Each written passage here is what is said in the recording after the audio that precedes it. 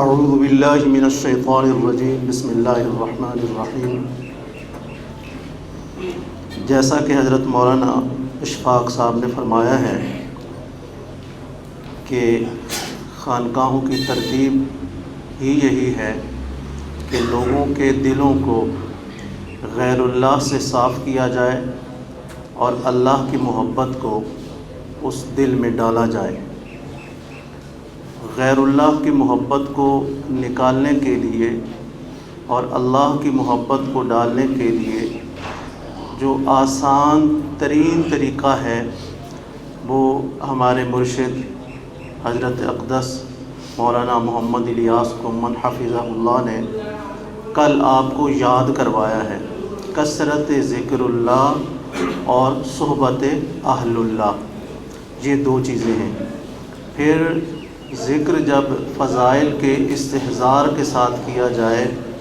تو اس کا فائدہ یا اس کا رنگ اور ہوتا ہے، تو اس لیے یہ ترتیب ہے کہ ذکر سے پہلے اس کے فضائل بیان ہوں تاکہ آپ حضرات کو ذکر کے وقت استحضار رہے۔ انشاءاللہ اس سے بہت فائدہ ہوگا۔ سب سے پہلے قرآن پاک کی چند آیات اور ان کا ترجمہ اور اس کے بعد احادیث۔ اعوذ باللہ من الشیطان الرجیم بسم اللہ الرحمن الرحیم۔ رجال لا تلہیہم تجارۃ لا بیع عن ذکر اللہ۔ وہ کامل ایمان والے ایسے لوگ ہیں کہ ان کو اللہ کے ذکر سے نہ خرید غفلت میں ڈالتی ہے نہ فروخت۔ دوسری جگہ ارشاد ہے تتجافى جنوبهم عن المضاجع يدعون ربهم خوفا وطمعا ومما رزقناهم ينفقون فلا تعلم نفس ما اخفي لهم من قرة اعين جزاء بما كانوا يعملون۔ ان کے پہلو خوابگاہوں سے علیحدہ رہتے ہیں، اس طرح کے عذاب کے ڈر سے اور رحمت کی امید سے وہ اپنے رب کو پکارتے ہیں اور ہماری دی ہوئی چیزوں سے خرچ کرتے ہیں۔ پس کسی کو بھی خبر نہیں ایسے لوگوں کی آنکھوں کی ٹھنڈک کا کیا کیا سامان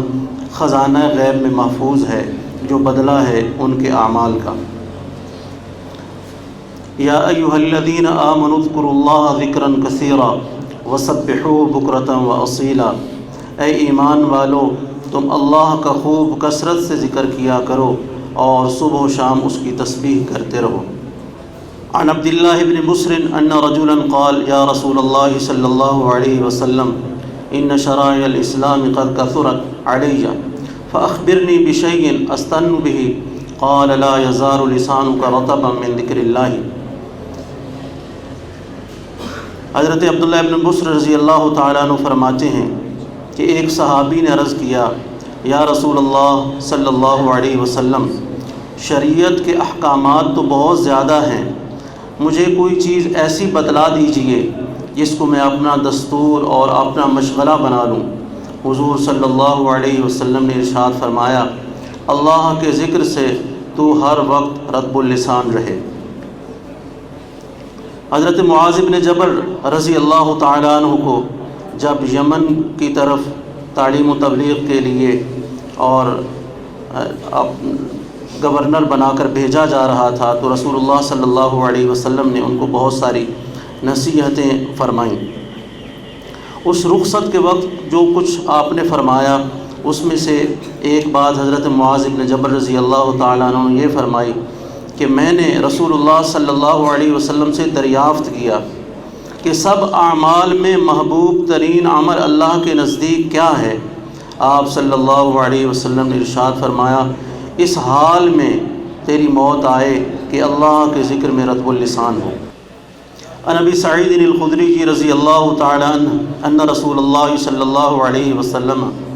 قال ليذكرن اللہ اقوام فی الدنیا علی الفرش الممہدۃ یدخلهم اللہ فی الدرجات العلی۔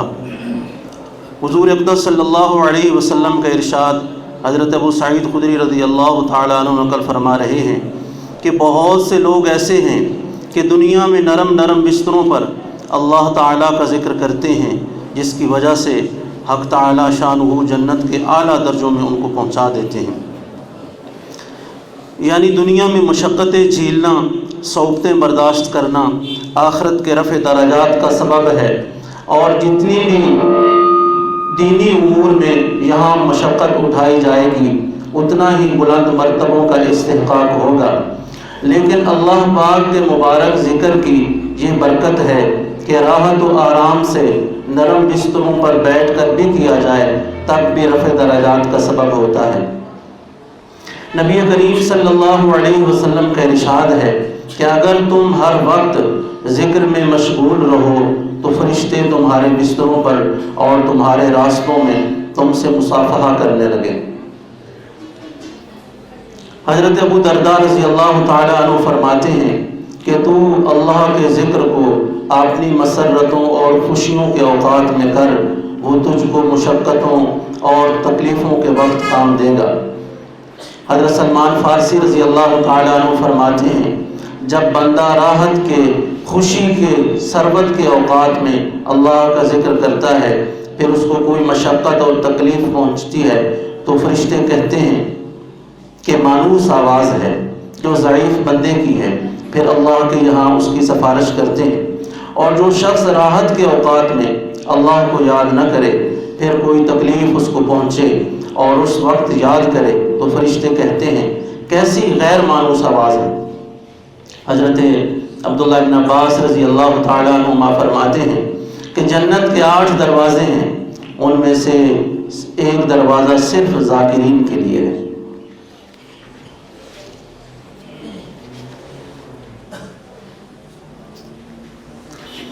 عن ابی ہریرہ رضی اللہ تعالی عنہ و ابی سعید رضی اللہ عنہ انہما شہدا علی رسول اللہ صلی اللہ علیہ وسلم انہ کان لا یقعد قوم یذکرون اللہ الا خفتهم الملائکۃ وغشیتهم الرحمۃ ونزلت علیہم السکینۃ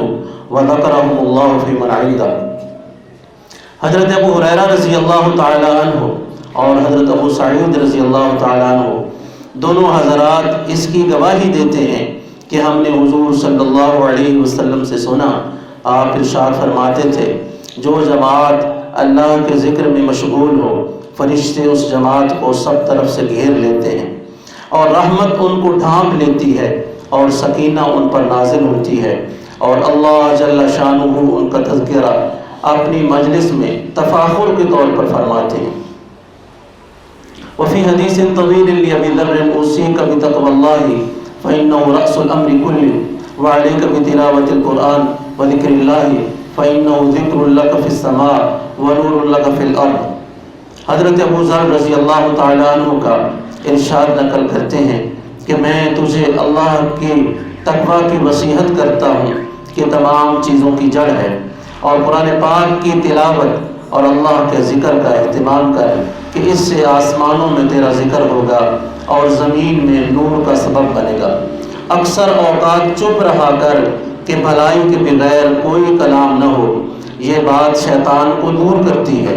اور دین کے کاموں میں مددگار ہوتی ہے۔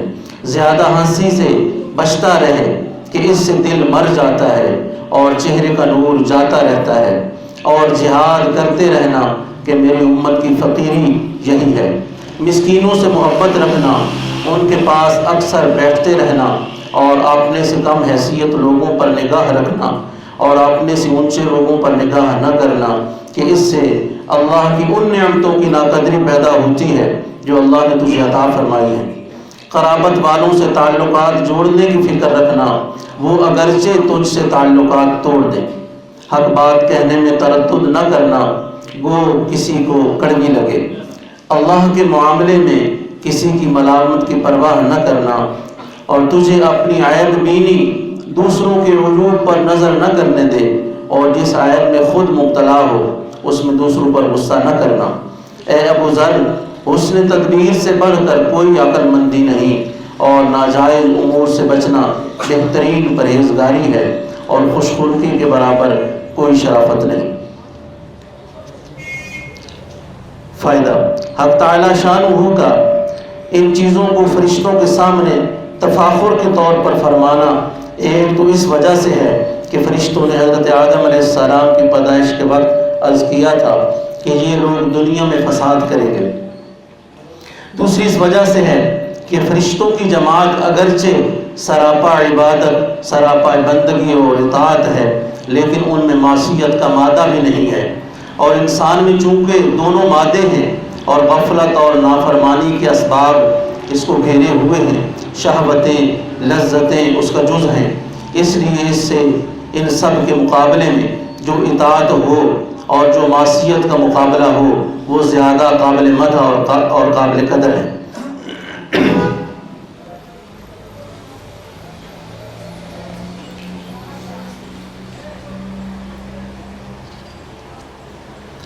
عن انس رضی اللہ تعالی عنہ اور رسول اللہ صلی اللہ علیہ وسلم قال ما من قوم اجتمعوا يذكرون الله لا يريدون بذلك الا وجهه الا ناداهم مناد من السماء ان قوموا مغفور لكم قد بدلت سیئاتکم حسنات۔ حضرت انس رضی اللہ تعالی عنہ رسول اللہ صلی اللہ علیہ وسلم کا ارشاد نقل کرتے ہیں کہ جو بھی لوگ اللہ کے ذکر کے لیے اکٹھے ہوں اور ان کا مقصود صرف اللہ ہی کی رضا ہو، تو آسمان سے ایک فرشتہ پکار کر کہتا ہے کہ تم لوگ بخش دیے گئے ہو اور تمہاری برائیاں نیکیوں سے بدل دی گئی۔ دوسری حدیث میں ہے کہ اس کے بالمقابل جو اجتماع ایسا ہو کہ اس میں اللہ پاک کا کوئی ذکر نہ ہو، تو یہ اجتماع قیامت کے دن حسرت اور افسوس کا سبب بن جائے گا۔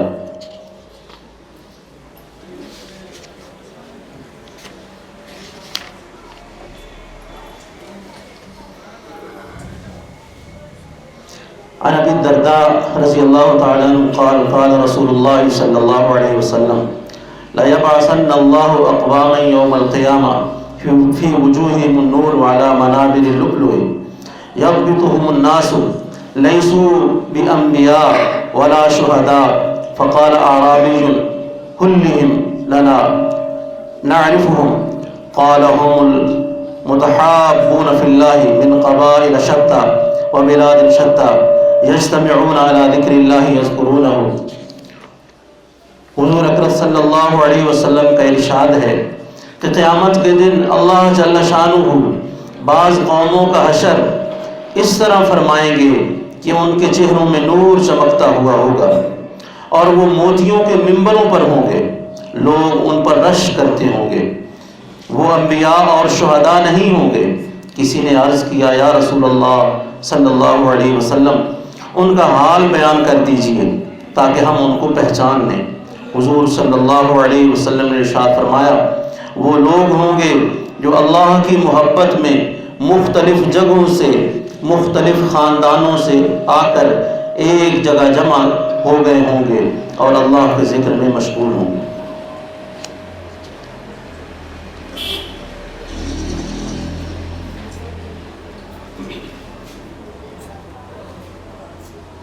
عن ابن عباس رضی اللہ تعالی عنہما قال قال رسول اللہ صلی اللہ علیہ وسلم من عجز منکم عن اللیل ان یکابدہ وبخل بالمال ان ينفقه وجبن عن العدو ان یجاہدہ فلیکثر ذکر اللہ۔ حضور اکرم صلی اللہ علیہ وسلم کا ارشاد ہے کہ جو تم میں سے عاجز ہو راتوں کو محنت کرنے سے اور بخل کی وجہ سے مال بھی نہ خرچ کیا جاتا ہو، یعنی نفلی صدقات وغیرہ، اور بزدلی کی وجہ سے جہاد میں شرکت نہ کر سکتا ہو، تو ایسے شخص کو چاہیے کہ وہ اللہ کا ذکر کثرت سے کیا کرے۔ یعنی ہر قسم کی کوتاہی جو عبادات نفلیہ میں ہوتی ہے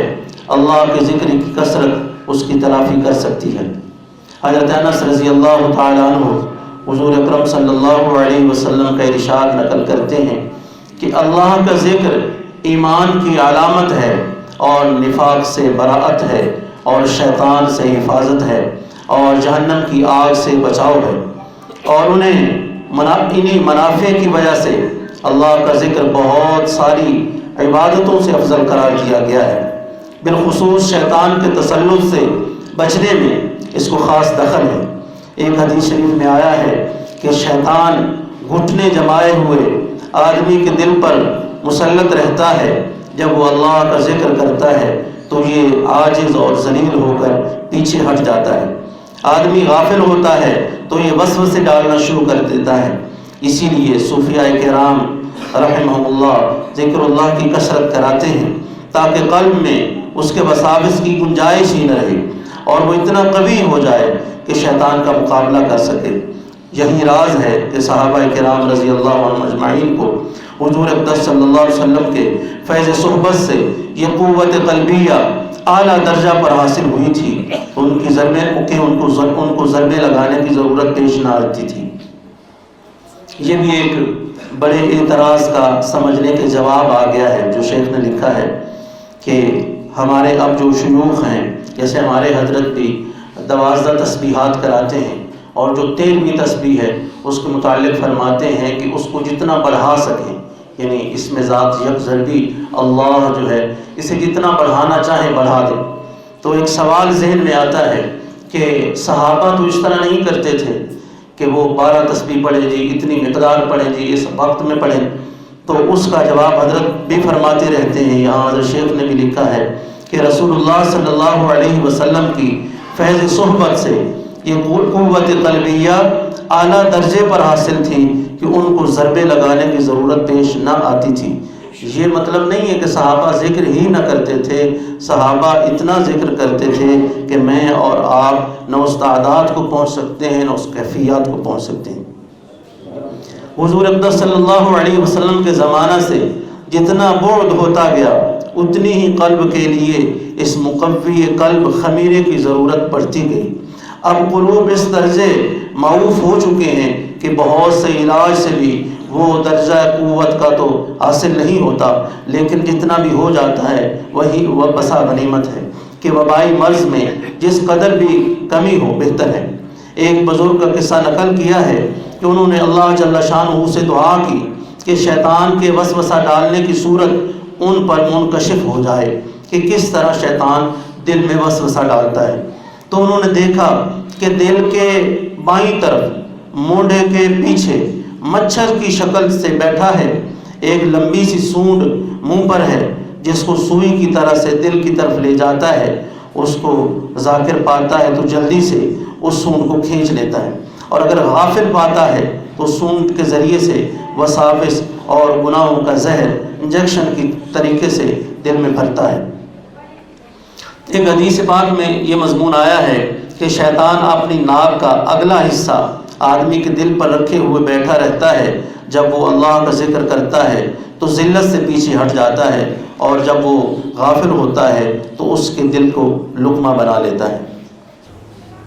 ایک حدیث ہم نے پڑھی ہے، اس کی تشریح تھوڑی سی رہ گئی ہے، وہ دوبارہ پڑھتے ہیں۔ حضور صلی اللہ علیہ وسلم کا ارشاد ہے، قیامت کے دن اللہ جل شانہ بعض قوموں کا حشر اس طرح فرمائیں گے کہ ان کے چہروں میں نور چمکتا ہوا ہوگا، وہ موتیوں کے ممبروں پر ہوں گے، لوگ ان پر رشک کرتے ہوں گے کہ وہ انبیاء اور شہداء نہیں ہوں گے۔ کسی نے عرض کیا، یا رسول اللہ صلی اللہ علیہ وسلم ان کا حال بیان کر دیجئے کہ ہم ان کو پہچان لیں۔ رسول اللہ صلی اللہ علیہ وسلم نے ارشاد فرمایا کہ وہ لوگ ہوں گے جو اللہ کی محبت میں مختلف جگہوں سے، مختلف خاندانوں سے آ کر ایک جگہ جمع ہو گئے ہوں اور اللہ کے ذکر میں مشغول ہوں۔ آج خانقاہوں کے بیٹھنے والوں پر ہر طرح الزام ہے، ہر طرف سے فکرے کسے جاتے ہیں۔ آج انہیں جتنا دل چاہے برا بھلا کہہ لیں، کل جب آنکھ کھلے گی اس وقت حقیقت معلوم ہوگی کہ یہ بوریوں پر بیٹھنے والے کیا کچھ کما کر لے گئے۔ جب وہ ان ممبروں اور بالا خانوں پر ہوں گے اور یہ ہنسنے والے اور گالیاں دینے والے کیا کما کر لے گئے۔ فسوف ترى اذا انكشف الغبار افرس تحت رجلك ام حمار، ان قریب جب غبار ہٹ جائے گا تو معلوم ہوگا کہ گھوڑے پر سوار تھے یا گدھے پر۔ ان خانقاہوں کی اللہ کے یہاں کیا قدر ہے جن پر آج چاروں طرف سے گالیاں پڑتی ہیں۔ یہ ان احادیث سے معلوم ہوتا ہے جن میں ان کی فضیلتیں ذکر کی گئی ہیں۔ ایک حدیث میں وارد ہے کہ جس گھر میں اللہ جل شانہ کا ذکر کیا جاتا ہو وہ آسمان والوں کے لیے ایسا چمکتا ہے جیسے زمین والوں کے لیے ستارے چمکتے ہیں۔ ایک حدیث پاک میں ہے کہ ذکر کی مجالس پر جو سکینہ یعنی ایک خاص نعمت نازل ہوتی ہے، فرشتے ان کو گھیر لیتے ہیں، رحمت الہی ان کو ڈھانک لیتی ہے، اور اللہ جل شانہ عرش پر ان کا ذکر فرماتے ہیں۔ ابو رزین رضی اللہ تعالیٰ عنہ ایک صحابی ہیں، وہ فرماتے ہیں کہ حضور صلی اللہ علیہ وسلم نے فرمایا کہ تجھے دین کی تقویت کی چیز بتاؤں جس سے تو دونوں جہان کی بھلائی پا جائے؟ وہ اللہ کا ذکر کرنے والوں کی مجلسیں ہیں، ان کو مضبوط پکڑ، اور جب تو تنہا ہوا کرے تو جتنی بھی قدرت ہو اللہ کا ذکر کرتا رہے۔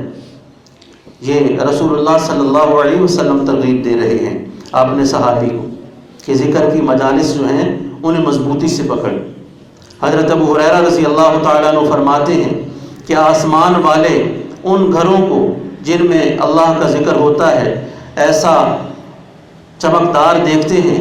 جیسا کہ زمین والے ستاروں کو چمکدار دیکھتے ہیں۔ یہ گھر جن میں اللہ کا ذکر ہوتا ہے ایسے منور اور روشن ہوتے ہیں کہ اپنے نور کی وجہ سے ستاروں کی طرح چمکتے ہیں، اور جن کو اللہ جل شانہ نور کے دیکھنے کی آنکھیں عطا فرماتے ہیں وہ یہاں بھی ان کی چمک دیکھ لیتے ہیں۔ اور بہت سارے اللہ کے بندے ایسے ہیں جو بزرگوں کا نور، ان کے گھروں کا نور اپنی آنکھوں سے چمکتا ہوا دیکھتے ہیں۔ چنانچہ حضرت فضیل بن عیاض رحمۃ اللہ علیہ جو مشہور بزرگ ہیں فرماتے ہیں کہ جن گھروں میں اللہ کا ذکر ہوتا ہے وہ آسمان والوں کے نزدیک ایسا چمکتے ہیں جیسا کہ چراغ۔ شیخ عبدالعزیز دباغ رحمۃ اللہ علیہ ابھی قریب ہی زمانہ میں ایک بزرگ گزرے ہیں جو بالکل امی تھے، مگر قرآن پاک کی آیت، حدیث قدسی، حدیث نبوی اور موضوع حدیث کو علیحدہ علیحدہ بتا دیتے تھے اور کہتے تھے کہ متکلم کی زبان سے جب لفظ نکلتے ہیں تو ان الفاظ کے نور سے معلوم ہو جاتا ہے کہ کس کا کلام ہے، کہ اللہ پاک کے کلام کا نور علیحدہ ہے اور حضور صلی اللہ علیہ وسلم کے کلام کا نور دوسرا ہے، اور دوسرے کلاموں میں یہ دونوں نور نہیں ہوتے۔ اللہ رب العزت سے دعا ہے ہم نے جو آیات قرآنیہ ذکر کے حوالے سے یہ جو احادیث بزرگوں کے اقوال و واقعات پڑھے اور سنے ہیں، اللہ تعالیٰ یہ پڑھنا اور سننا قبول فرمائے، اور اللہ رب العزت نے ذکر کرنے والوں کے ساتھ جو وعدے فرمائے ہیں اللہ تعالیٰ ہم جیسے ٹوٹا پھوٹا اور کم کیفیت والا ذکر کرنے والوں کو بھی وہ سارے انعامات اور نعمتیں عطا فرمائے۔ اللہ تعالیٰ مجھے اور آپ کو بزرگوں کے ساتھ لگے رہنے کی توفیق عطا فرمائے۔ لا الہ الا اللہ، لا الہ الا اللہ، لا الہ الا اللہ، ما لنا رب سوا۔ لا الہ الا اللہ، لا الہ